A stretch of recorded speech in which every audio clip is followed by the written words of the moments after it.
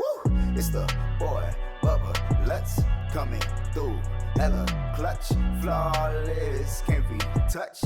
It's your boy, Bubba, let's.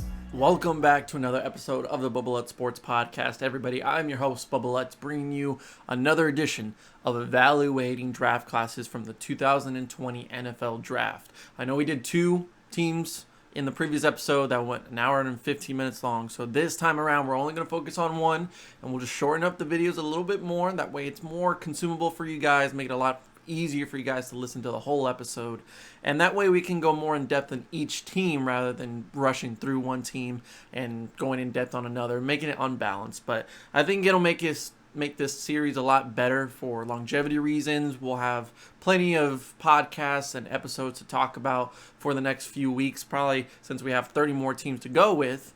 This is going to go for a while, and this is not going to be every day, for the next month. This is going to be a couple days, and then we'll kind of put some variety to it. We'll put in another video or another episode talking about something else rather than the draft to keep it fresh, But this time around, we're going to focus on the New York Giants, and let's just get right into it, shall we? That way we're not wasting any more time. Thank you for listening on Spotify and Apple Podcasts, and if you're watching on YouTube, please subscribe to the YouTube channel. We're on 75 right now. Let's get to 100. The Giants. Let's go through their needs real quick. First off, they need edge rusher, offensive lineman, which I'm going to mention a lot in this podcast, cornerback, wide receiver, tight end, linebacker. And I think linebacker should be in the front of that list just because they were heavy in linebacker on this draft. They were heavy on offensive linemen. And overall, I'm really happy with how the Giants played this draft. All this talk prior to the draft about protecting Saquon Barkley, protecting Daniel Jones, giving Saquon Barkley more room to run through, more gaps, more holes. It is very important to improve that offensive line that has been really terrible these last couple of years. You wish that you had better, careers out of Eric Flowers and some other players that just never really came together on that offensive line, and really was a struggle last year with Saquon getting hurt, and when he came back, really had nothing to work with. Daniel Jones needs to protect the football more, but if he has more protection on that offensive line, it makes it a lot easier for him and less pressure on him to succeed as a successor to Eli Manning. So offensive line, linebacker, as well. They don't really have much depth to that position. Now they acquired Blake Martinez, which is a great pickup in free agency. And really, in their defense, I don't say it is a dire situation for the New York Giants. So I think more offensive line focus in this draft was important for the New York Giants. And in round one, with the 4th overall pick, they got a really solid pick out of Andrew Thomas, offensive lineman out of Georgia. In my list, he was the second best offensive lineman. Seeing all this film and seeing all the talk about him, I thought Andrew Thomas was the second best, right behind Jedrick Wills. Jedrick Wills fell a little bit in the first round, which to me was a huge shock. Seeing him going 4th overall wouldn't have shocked me at all. I had Andrew kind of in the 11th or right around the top 10, and maybe fall off to maybe like a 13th or 14th at most for any team in that area. But at number 4, this doesn't shock me at all. Their focus was offensive line. This is a Saquon Barkley and Daniel Jones pick. To me, Thomas is a pro-ready guy alongside Jedrick Wills. These are pro-ready guys. You can just plug them in, and you got yourself a really solid offensive lineman that focuses more on the tackle position. And when we look at the New York Giants and their tackle position, they have Nate Solder on one side, which is awesome. An experienced guy that played most of his career with the New England Patriots, is now with the Giants. Huge pickup at their left tackle position. And on the right side, you have Cameron Fleming, who's been around the league a little bit throughout the years, played really well in New England, but then moved over to the Dallas Cowboys. Did not do well there at all, in my opinion. For seeing his play, I'm not a huge fan of Cameron Fleming. He was a good system offensive lineman for the New England Patriots, but he wasn't a tremendous athlete, anything like that. He fit the system in New England very well. New England's really tough to judge, their offensive line. Some years they're good, some years they're bad. They don't really know what they're doing at that offensive line, and Cameron Fleming's kind of the perfect example of that. So really starting right now is Cameron Fleming at right tackle. I'd say you can just plug in Andrew Thomas right at that right tackle position, and you got yourself a replacement for Cameron Fleming, but also a tremendous option for Saquon Barkley and Daniel Jones to get that protection on the outside. And both of their blind sides are really taken care of right now. And like I said, main reason they went for this guy, because there was that talk of Isaiah Simmons being a perfect fit for the New York Giants at number 4. That's where you see Simmons, a tremendous athlete like that. He fell off a little bit toward the lesser part of the top 10. But I think this was a safe pick. This was a good pick for the New York Giants. That was a part of their game plan, along with their new coaching staff of Joe Judge and Jason Garrett. Well, we'll just leave it at that. Round 2. Love this pick a lot.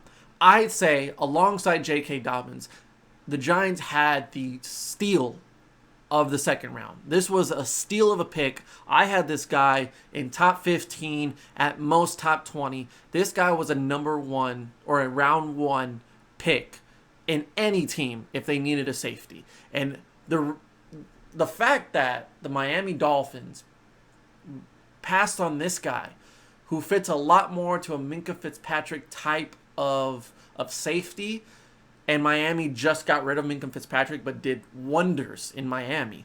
I thought there are 3 picks behind the New York Giants before he got drafted by them in round 2. This was a perfect fit for them. For the Giants to get this man in round 2 was a steal. And I mean, this is a solid pick for a developing secondary for the New York Giants. Xavier McKinney out of Alabama. Like I just mentioned, Minkah Fitzpatrick-esque type of player. Minkah comes from Alabama as well. I do think Minkah is a better safety. I'm not saying Xavier is going to be a better version than Minkah. Minkah's faster, better tackler, better awareness, but that does not do a discredit to Xavier McKinney whatsoever. I was heavy on the Cowboys getting him, or any team that's in the first round looking for a safety. And the Miami Dolphins had 3 chances to get this guy, and they passed on him every single time. So the Giants to get him is a tremendous pick, in my opinion. One of the biggest steals in the second round, alongside J.K. Dobbins. Hard-hitting, a volume tackler, led the Alabama Crimson Tide in tackling basically every time that he started.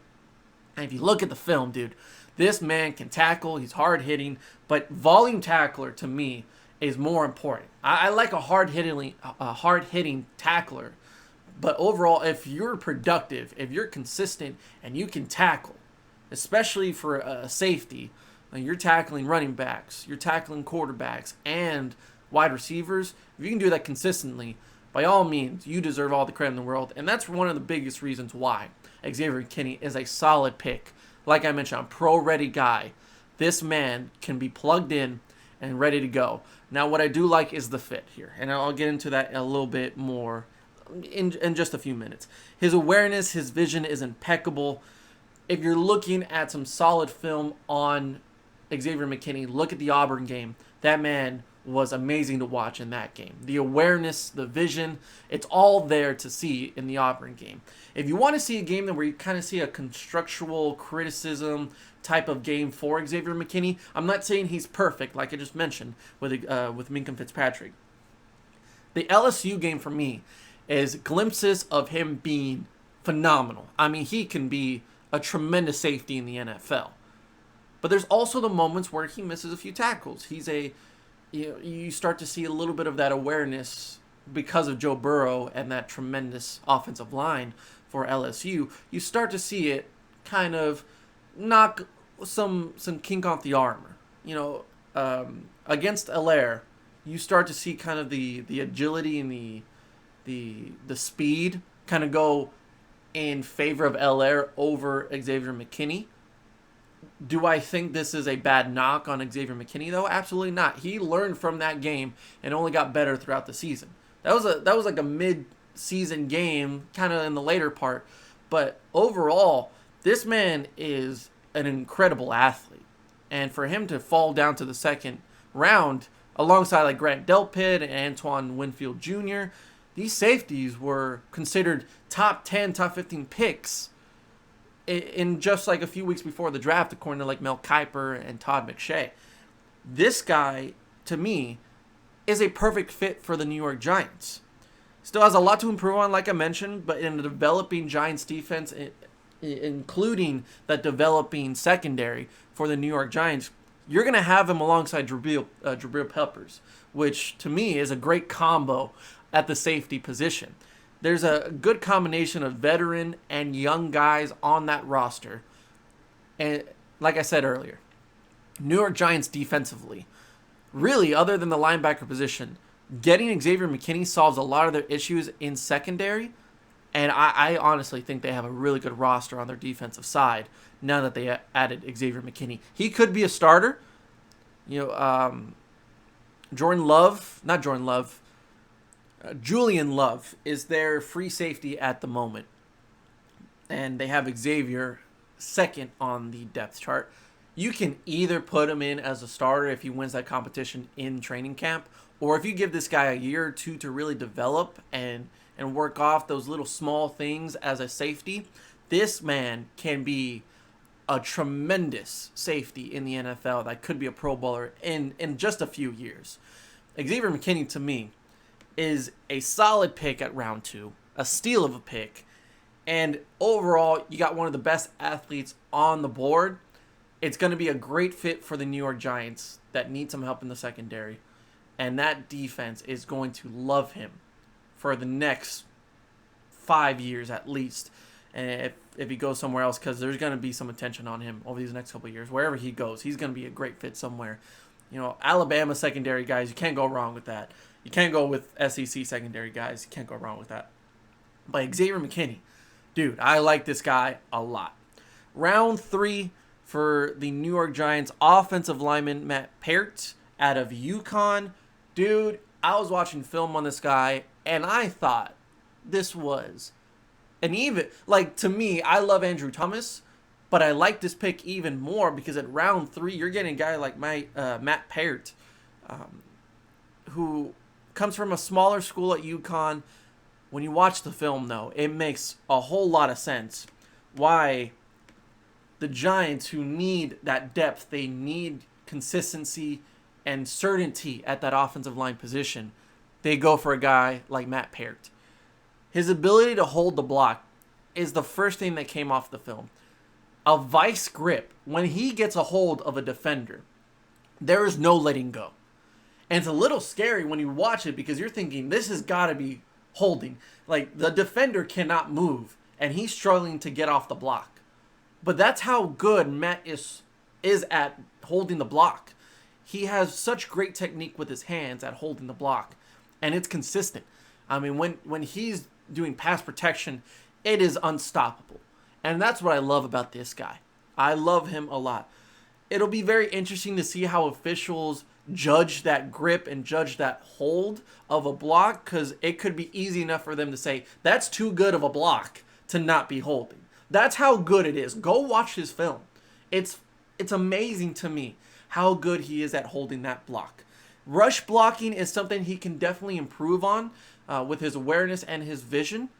The blocking, that vice grip, is a little bit harder when you have to go based off the eyes of a linebacker or a defender. He is very good at holding it in a bigger defender that's like a defensive edge or defensive tackle. Much easier to do that because you're just going strength against strength. Struggles a little bit more with the agile rusher that goes on the outside. So that's alongside rushing. That is definitely something he can improve on, is working on his technique on his feet, because he does kind of back it up a little bit to where he goes full back, not widen up his hips a little bit more. But if you can widen those hips and focus more on the edge rushing on the outside, on guys that are a little bit smaller, more agile, if he improves that, this man is a sure bet of a starter in the NFL. But dude, I can't tell you enough how much I love this pick because of his grip, because of his technique. If he can just focus on a little bit more on the feet and the hips, dude, I love this guy a lot in round 3. Round 4 is different from the first 3 picks for the New York Giants. The first 3 picks are just like, these are incredible athletes. They're going to fit anywhere. Anybody who gets this guy, I love him. The 4th pick for the Giants is Darnay Holmes, cornerback out of UCLA. This is one that is more toward the fit of the Giants rather than the player. The reason why this guy is because of the scheme that he played in college is going to be similar to the scheme that he's going to play with the New York Giants. If you're a Giants fan and you've read into a little bit more of what Joe Judge is going to do for the Giants defensively, it's going to be the Bill Belichick type of way of doing things. Bill Belichick doesn't have a specific scheme that he works on. It is based on the players. It is based on the team that he's going against.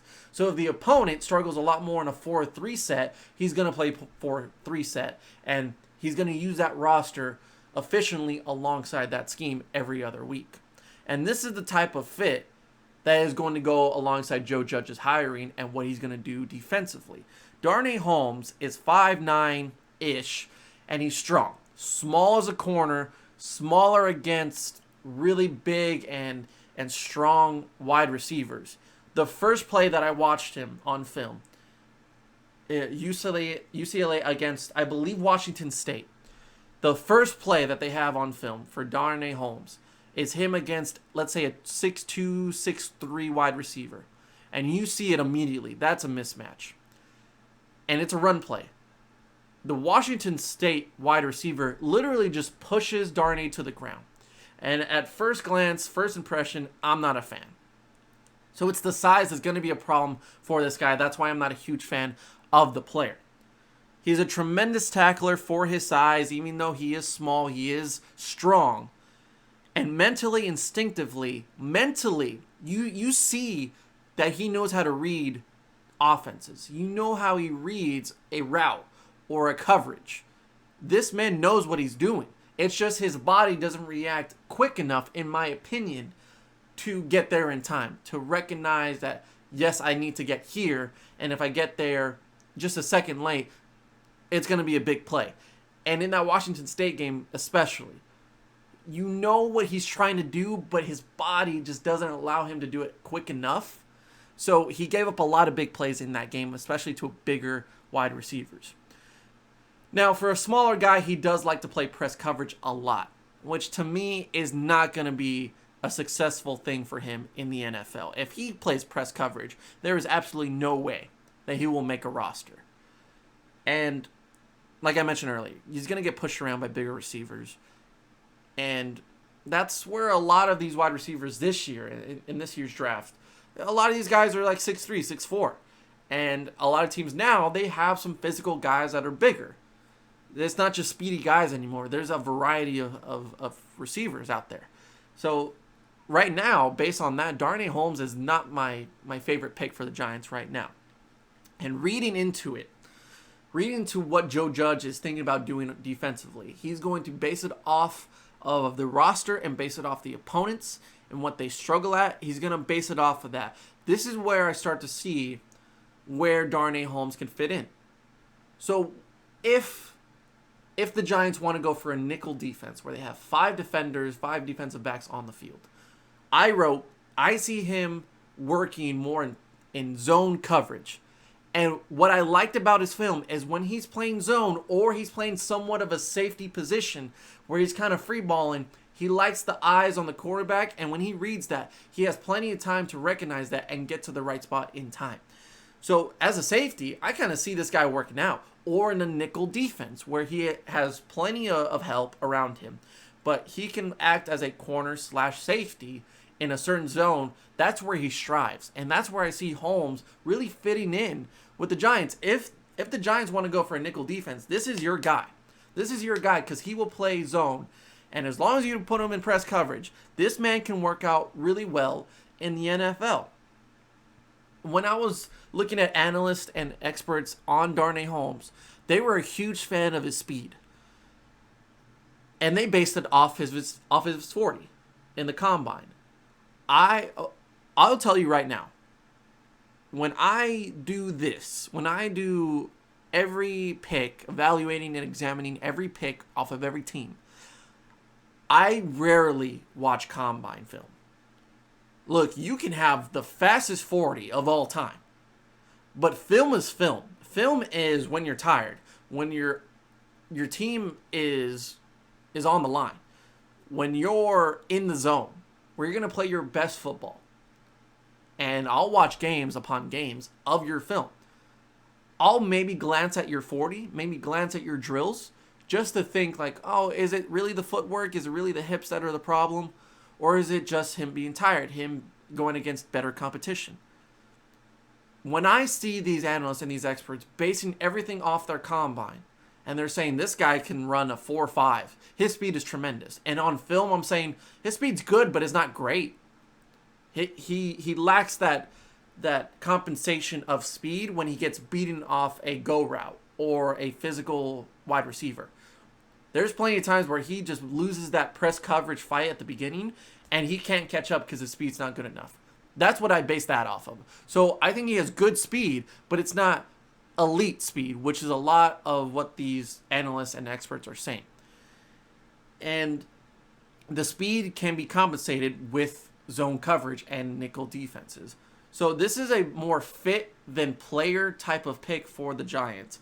I'm not a huge fan of them, but if it's the right fit, which it looks to be, this is a good 4th round pick for the Giants. So Darnay Holmes, you may not hear about him every week. He may not be a Pro Bowler. He's going to be a good role player for the New York Giants, in my opinion. Round 5, guard Shane Lemieux. I practice that so many times. You can ask so many people. Lemieux out of Oregon. Love this pick. Round 5, you're still getting possible starters for the New York Giants. And they have solid guards already. They can be improved, though. As depth-wise and just in case you want to have competition in training camp, Lemieux is a perfect guy for this. One of the most experienced guys in all of college football. Started all 4 years in college and was a part of probably the best offensive line in college football at Oregon. You know, we talk about Justin Herbert being a round 1 prospect at quarterback. A lot of that has to deal with his time to throw because of his offensive line. The most experienced offensive line in football, by the way. And a lot of that is because of Shane Lemieux. He started all of his games in college. And like I said, the first thing I wrote down, coming from the most experienced offensive line in the country, you can tell how experienced this guy is on the field because of how he plays. Very good at blocking. Very good at pretty much everything that he can do. You can throw him with a screen and put him down the field. You can just put him as a pass blocker, a double team. He's phenomenal at a double team. He is probably, that's his best feature, is his double team. He does not let that go whatsoever. The experience, the talent, the athlete. This man is a solid pick in round 5, guys. I love this pick a lot. He brings the experiences, what they need in New York. He brings the athletic ability. He does this kind of weird block on the side, so he only uses one hand.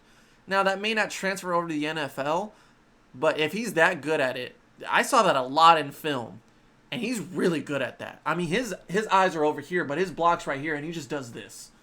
And somehow he takes a hold of a guy from Auburn. Fine. Like, just good enough. I mean, that's awesome. And like, I just like this pick a lot, man. The pick to really express Dave Gettleman's game plan coming into the draft, experienced offensive lineman, athletic offensive lineman, and consistency. That's the perfect example of what Shane Lemieux is to the New York Giants. And he's going to be an awesome player for them on their roster. Love it a lot. It's a steal at round 5, by the way. Then we go into round 6 and 7. This is where it gets a little tough for the New York Giants because this is where I have a lot of players where I just did not like watching their film.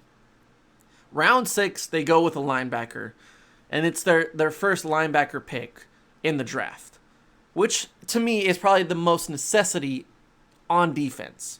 They went with linebacker Cameron Brown out of Penn State. Lengthy guy, lacks the weight. I believe he's like 225, 235. He needs to gain at least 30 more pounds, in my opinion, to be ready at the NFL level. He's a hard hitter, but misses a lot of open field tackles. I saw that a lot on film, and he just misses them consistently. If the Giants want versatility, they can use this guy in coverage. He's good enough in coverage. Since he is a smaller guy, he has more speed. He can rush the quarterback pretty well. So this is where he fits into, again, the game plan for Joe Judge is Every week is going to be different. So you're not going to hear about the same guy every week. This is very similar to that. Cameron Brown's not going to be the linebacker that you're going to hear every other week. He's just going to have like maybe 1 or 2 games a year where you're like, wow, he really impressed me right there. And then you're never going to hear from him again for the next few games. Because one week he can be alongside the nickel defense and put him as a defender or in coverage, and he'll do his job. Or you can rush the quarterback, he'll get a few sacks a game, and you'll hear about him. But other than that, you're not going to see this guy as a starter at any point with the New York Giants. He's just too small right now, and even if he gains the weight, his speed, his coverage is okay. And it started the trend of what the Giants did in this draft, because when you look at their 6th and 7th round picks, 4 of the last 5 picks the Giants made were linebackers, whether inside or outside. They were linebackers, and they all have the same build. They all have the 6'3", 6'4", 235, 240 build, to where they're not going to be the standout linebacker that Blake Martinez is going to be for the Giants. But they can use them in different aspects, and if you have the volume of linebackers, one of them is eventually going to fit into the roster. And some of these other guys, they're going to be special teams guys. So when we're talking about Cameron Brown, round 7, Carter Coughlin out of Minnesota. TJ Brunson out of South Carolina, and Mr. Irrelevant, last pick in the draft, Tay Crowder out of Georgia. All linebackers and all same build, same abilities, don't come off tremendously as star guys on film, but maybe they can make the roster. Highly unlikely that like Coughlin or Crowder will make the roster, because I just wasn't impressed by them. If they're the fit one week, then they're the fit one week. And then next week, they're just not going to do anything. They're not going to get the start. I see a lot of these guys, if they make the roster, being special teams contributors. Other than that, though, not a huge fan of these picks. But I understand why the Giants made this pick. They're not going for, at round 6 or 7, they're like, can this guy be a starter for us? No.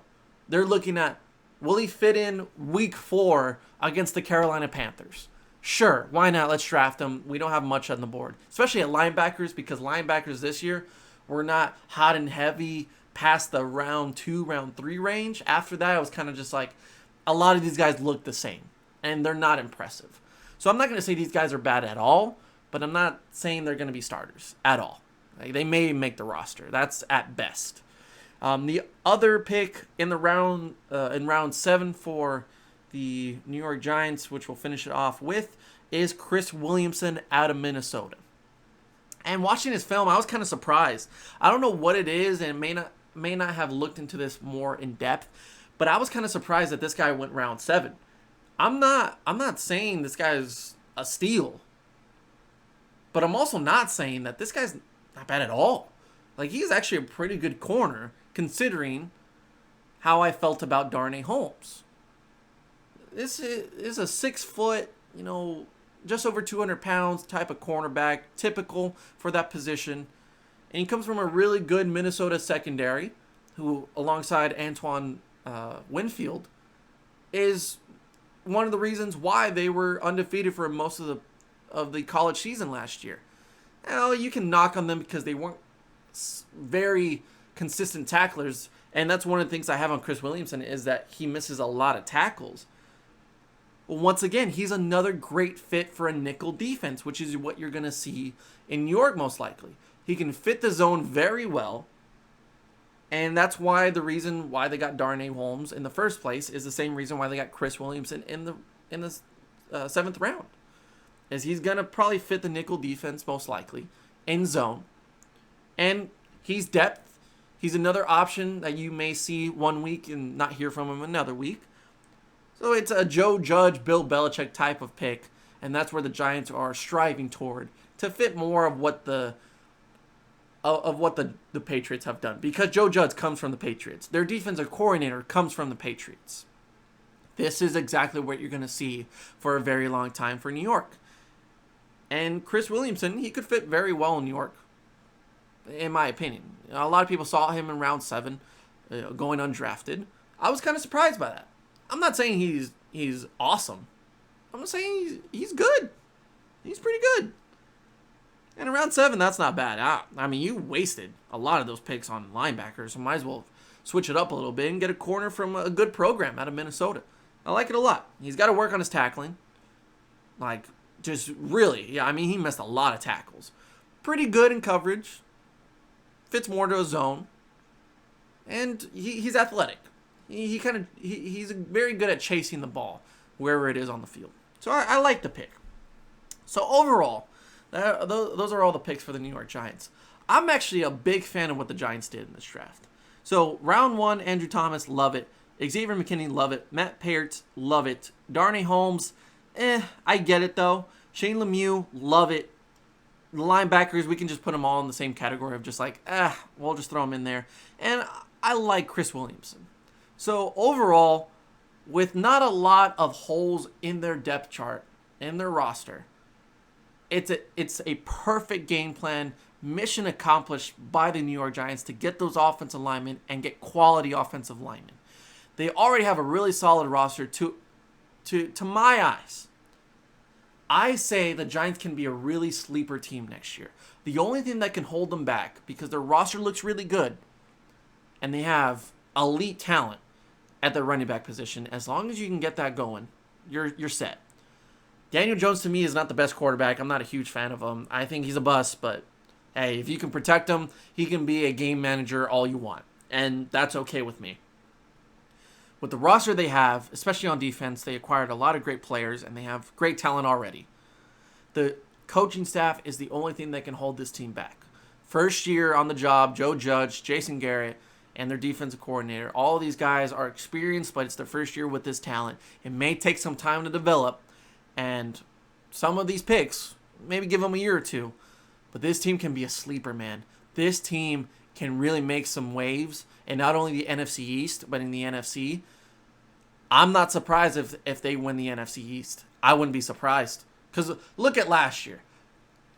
Eagles, they a lot of people had them going 11-plus wins. The Cowboys, they should have gone like 10-6, 11-5.